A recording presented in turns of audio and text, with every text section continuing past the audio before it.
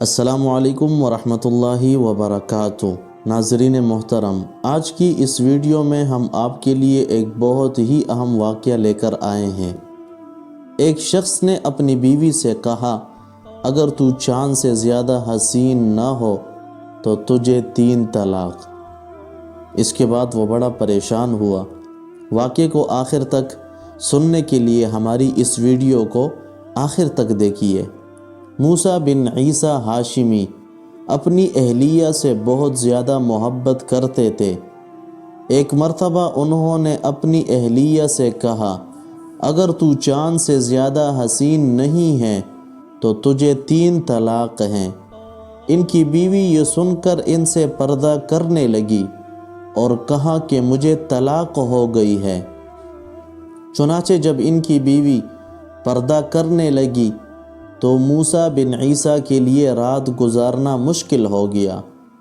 جب صبح ہوئی تو خلیفہ منصور سے اس بات کا تذکرہ کیا۔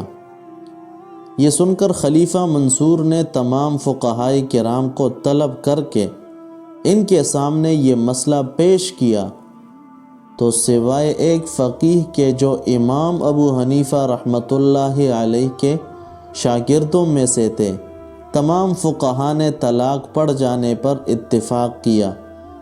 اختلاف کرنے والے فقیہ نے یہ کہا کہ عورت پر طلاق نہیں ہوگی، اس لیے کہ اللہ تعالیٰ کا ارشاد ہے، لَقَدْ خَلَقْنَا الْإِنسَانَ فِي أَحْسَنِ تَقْوِيمٍ۔